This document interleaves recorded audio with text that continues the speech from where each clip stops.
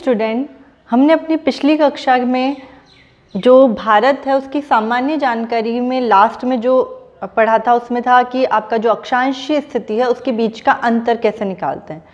अब हम उससे आगे की थोड़ी जानकारी लेते हैं। सबसे पहले हम एक भारत के मानचित्र को ड्रॉ करेंगे।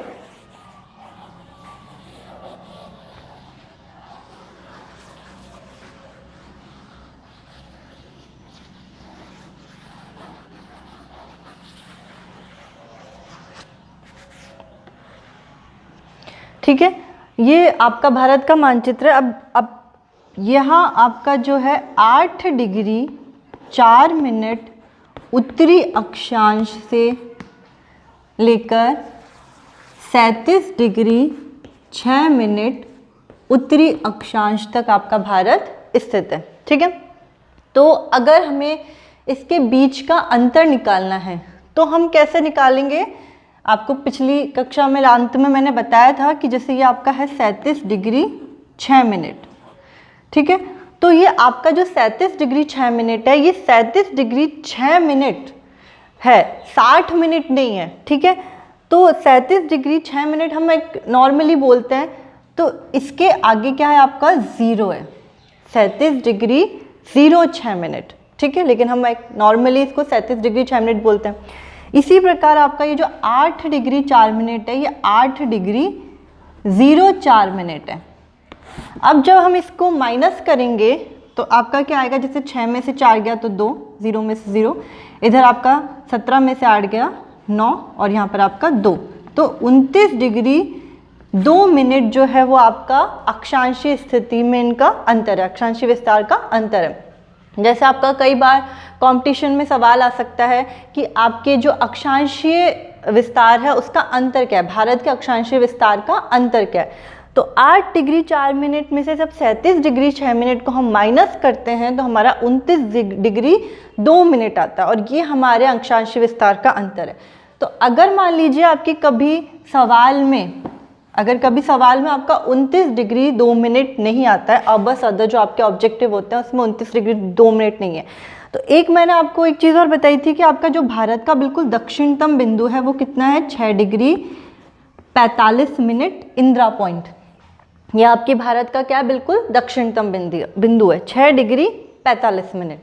तो अगर आपके ऑप्शन में 29 डिग्री 2 मिनट नहीं है या फिर आपसे पूरे भारत का जो अक्षांशीय विस्तार का अंतर पूछा जाए तो आपको क्या करना है? 37 डिग्री 6 मिनट में से 6 डिग्री 45 मिनट को आपको क्या करना है? माइनस करना है। अब 6 डिग्री 45 मिनट को हम कैसे माइनस करेंगे? देखिए, जैसे आप यहाँ पर सबसे पहले लिखते हैं 37 डिग्री 06 मिनट। ठीक है, अब इसके नीचे आपने लिखा 6 डिग्री 45 मिनट। मतलब मैं आपको जो डिग्री और मिनट्स को माइनस करना है तो वो कैसे करते हैं ये चीज़ आपको बताना चाह रही हूँ कि अगर आपका 37 डिग्री 06 मिनट है और 6 डिग्री 45 मिनट है तो जो इसका अंतर हमको निकालना है तो वो हम कैसे निकालेंगे? सबसे पहले आपको ये पता है कि भाई 1 मिनट में आपके 60 सेकंड होते हैं, या आप सभी जानते हैं कि 1 मिनट में आपके 60 सेकंड होते हैं। जैसे 1 घंटे में आपके 60 मिनट्स होते हैं, 1 मिनट में आपके 60 सेकंड होते हैं। इसी प्रकार से हम सभी को पता है कि 1 डिग्री में भी आपके कितने मिनट्स होते हैं? 60 मिनट होते हैं। 1 डिग्री में आपके 60 मिनट्स होते हैं। तो यहाँ जो हमारा जो अक्षांशीय स्थिति विस्तार है, तो ये आपका कितना है, डिग्री में है, ठीक है, डिग्री में है।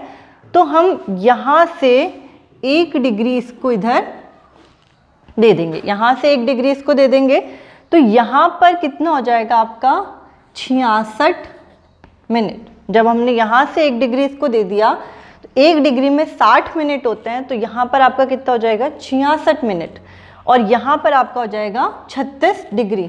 तो आप जैसे आगे इधर लिखेंगे हम 36 डिग्री 66 मिनट, क्योंकि हमने यहाँ से 1 डिग्री इसको दे दी तो यहाँ पे आपका 66 मिनट हो गया। इसी प्रकार से नीचे हमारा लिखा हुआ है 6 डिग्री 45 मिनट। तो आप जब इसको माइनस करोगे तो 6 में से 5 गया आपका 1 बचा, 6 में से 4 गया तो 2 बचा, यहाँ पर आपका 0 और यहाँ पर आपका 3, मतलब 30 डिग्री 21 मिनट जो है वो आपका अंतर आएगा पूरे भारत का अक्षांशीय विस्तार का, ठीक है। अगर आपके सवाल में 29 डिग्री 2 मिनट नहीं दिया हुआ होता है या पूरे भारत का अक्षांशीय विस्तार में अंतर पूछा जाता है, तो आपको इस 37 डिग्री 6 मिनट में से 6 डिग्री 45 मिनट को माइनस करना है।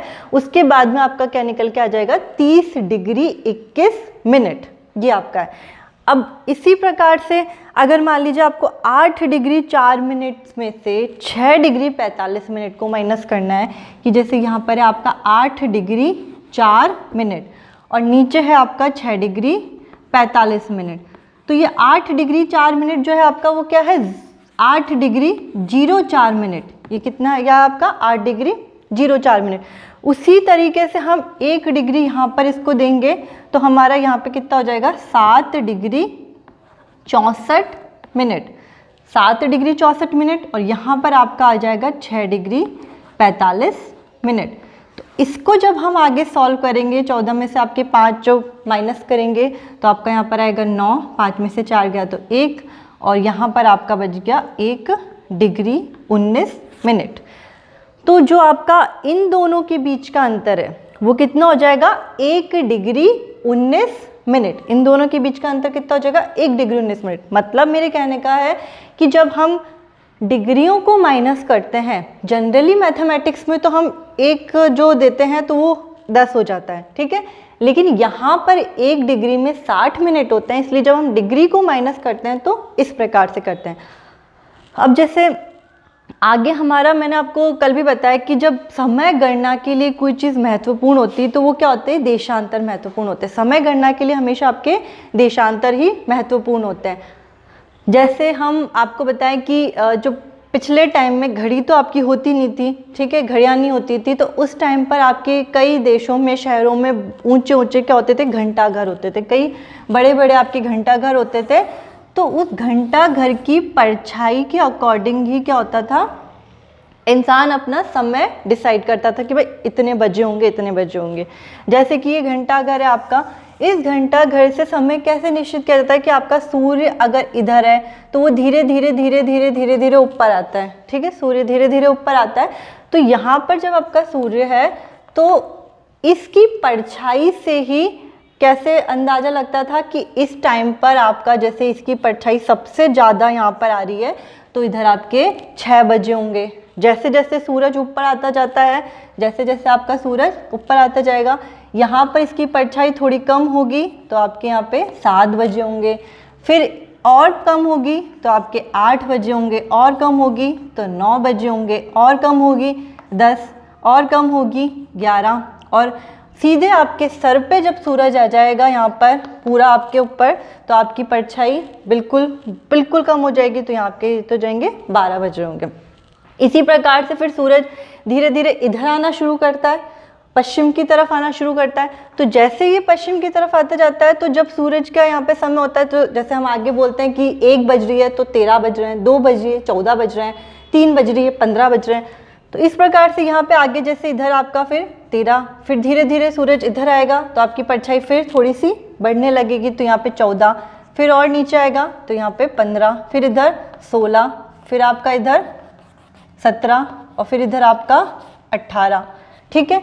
इस प्रकार से पहले क्या होते थे, जब आपकी घड़ियां नहीं होती थी तो हर देश में क्या होता था, हर जगह पे एक ऊंचे ऊंचे घंटाघर या कोई ऊंची इमारत होती थी, कोई काफ़ी ऊंची इमारत होती थी जिसकी परछाई के ज़रिए हम क्या लगाते थे, अंदाज़ा लगाते थे कि इस समय अभी इतने बज रहे होंगे। ठीक है, इसीलिए आपका जो देशांतर है वो महत्वपूर्ण है। अब उस देशांतर को कैसे आगे हम करेंगे कि जो आपकी 0 डिग्री अंतर्राष्ट्रीय मानक समय रेखा है, ठीक है, 0 डिग्री अंतर्राष्ट्रीय मानक समय रेखा है, ये आपकी ये है 0 डिग्री अंतर्राष्ट्रीय मानक समय रेखा। ठीक है, जैसे कि मैंने आपको बताया था कि यहाँ पर जो है ये आपकी कौन सी है, 82.5 डिग्री जो समय रेखा है वो ये आपकी भारत की मानक समय रेखा है। ये मैंने आपको बताया था कि 82.5 डिग्री पूर्वी देशांतर रेखा जो है ये आपकी भारत की मानक समय रेखा है। ठीक है, भारत की मानक समय 82.5 डिग्री पूर्वी देशांतर रेखा है। अब जो आपकी 0 डिग्री है, यहाँ से लेके ये जो 82.5 डिग्री है, इसका और इसके बीच का अंतर क्या है। हम कहते हैं ना कि भाई भारत का समय जो है वो 5.5 घंटे आगे है। ठीक है, जनरली हम कहते हैं भाई भारत का समय है वो 5.5 घंटे आगे है। कहाँ से, 0 डिग्री से। 0 डिग्री से भारत का समय 5.5 घंटे आगे। तो ये कैसे निश्चित कर लिया कि भाई भारत का समय जो है वो 5.5 घंटे आगे है 0 डिग्री से। तो उसके लिए आपको सभी को एक चीज़ जनरल याद करनी होगी कि 1 डिग्री जो देशांतर है उसमें 4 मिनट का अंतर होता है। मतलब 1 डिग्री देशांतर में आपके 4 मिनट का अंतर होता है।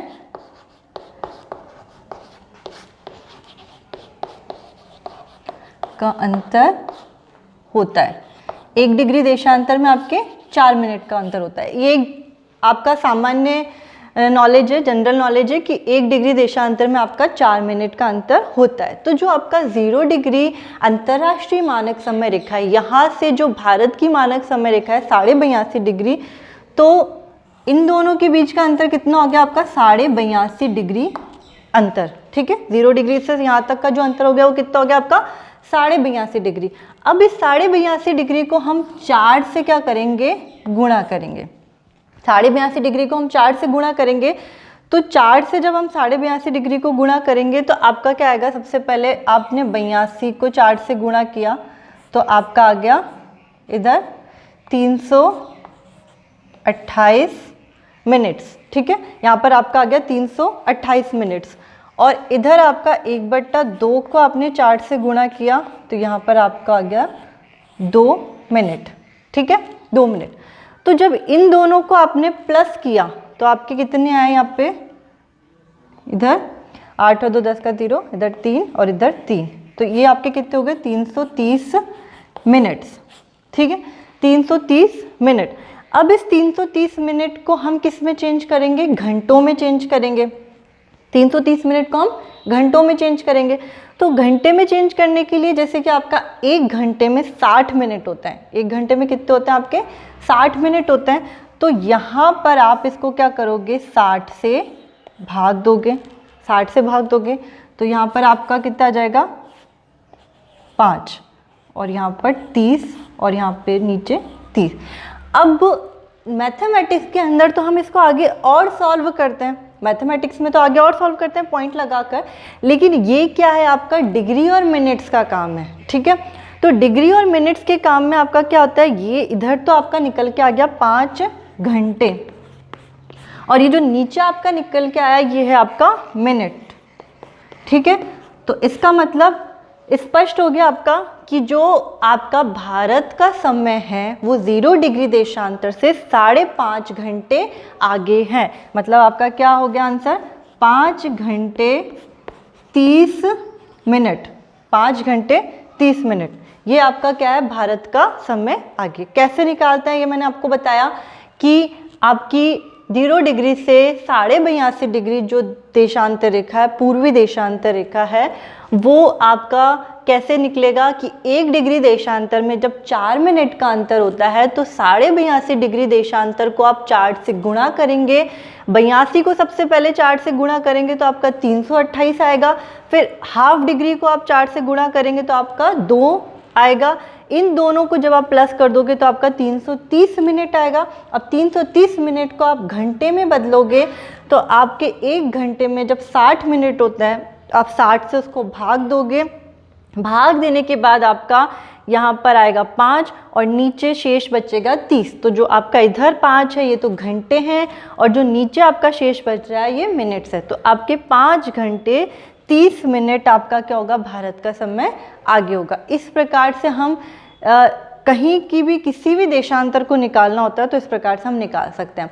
अब आपको एक चीज़ हमेशा याद रखनी है कि जब भी पूरब का समय होता है, आपके जो 0 डिग्री देशांतर है या उधर आप पूरब की तरफ जाते जाएंगे तो वहाँ का समय जब वो हमेशा आगे होगा, उसको हमेशा प्लस करना होगा, वहाँ का समय हमेशा आगे होगा। और अगर पश्चिम की तरफ, जैसे जैसे पश्चिम की तरफ जाएंगे वहाँ का समय हमेशा पूरब के कंपेयर में पीछे होगा। तो पश्चिम वाले एरिया को हमेशा हम माइनस करेंगे। उसके लिए हम अक्षांश देशांतर जब और अच्छे से पढ़ेंगे तो मैं और कई क्वेश्चंस ला के आपको बता दूंगी, लेकिन अभी फ़िलहाल आप इतना ध्यान रखिए कि जो हमारा 82.5 डिग्री है वो 5.5 घंटे हमारा जो भारत है वो आगे है। अब जैसे आप मान लीजिए इसी प्रकार से हमको आगे निकालना है, जैसे आपका देशांतर का जो विस्तार था, देशांतरी विस्तार था, वो कितना था, 68 डिग्री 7 मिनट से 97 डिग्री 25 मिनट। हमने पढ़ा था पिछली क्लासेस के अंदर कि जो आपका ये देशांतरी विस्तार है कितना है, 68 डिग्री 7 मिनट से 97 डिग्री 25 मिनट।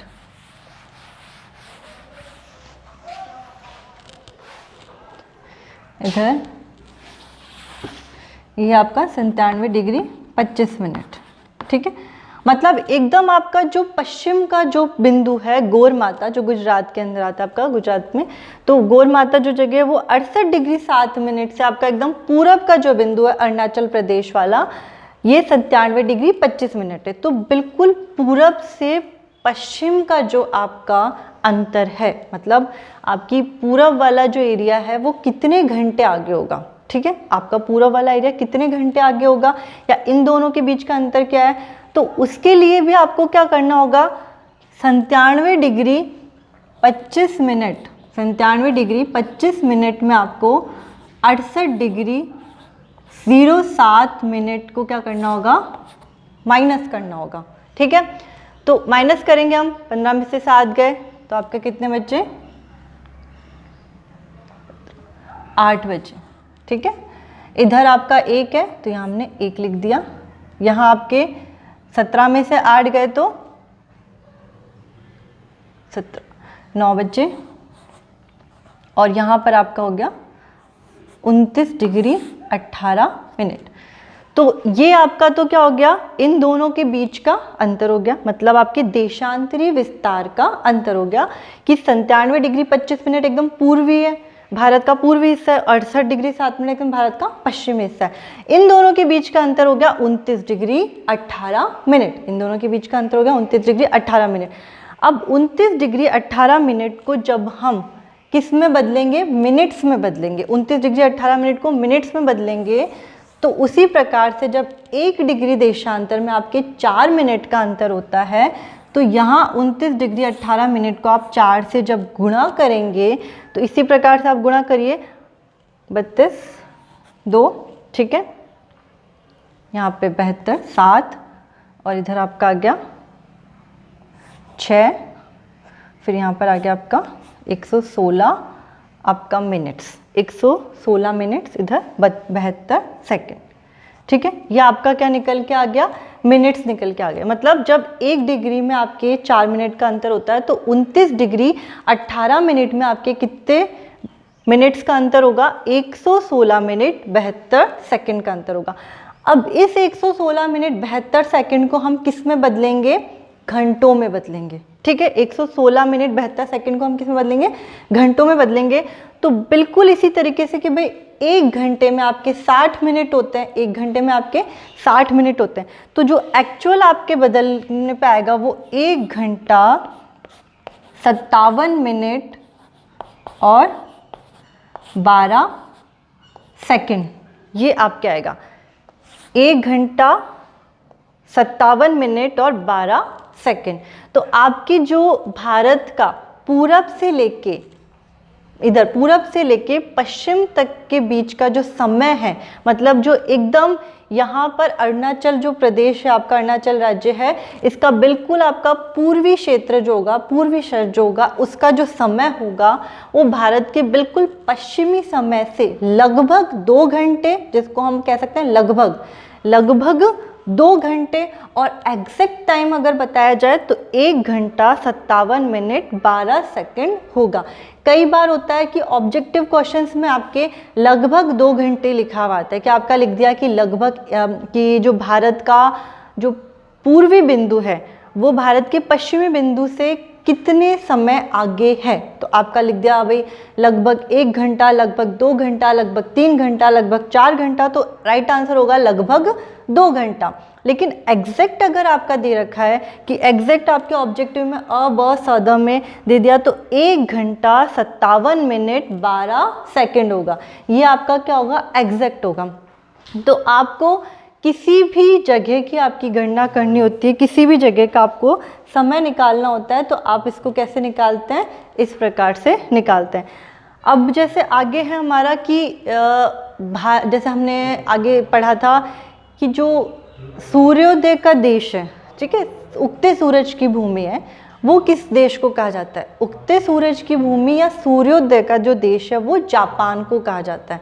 ये हमें सबको पता है कि सूर्योदय का देश किसे कहा जाता है, जापान को कहा जाता है, या उगते सूरज की भूमि जापान को कहा जाता है, क्योंकि बिल्कुल पूरब में हमारा जापान स्थित है, बिल्कुल पूरब में जापान है, तो वहाँ पर सबसे पहले सूरज उगता है, दिखाई देता है, तो इसलिए उगते सूरज की भूमि से कहता है। लेकिन अगर आपका क्वेश्चन इस तरीके से बन जाए कि नव वर्ष की, न्यू ईयर की पहली जो सूरज की किरणें हैं वो किस देश में पड़ती है, नव वर्ष की या न्यू ईयर की सबसे पहली किरण किस देश में पड़ती है, तो आपका राइट आंसर क्या होगा।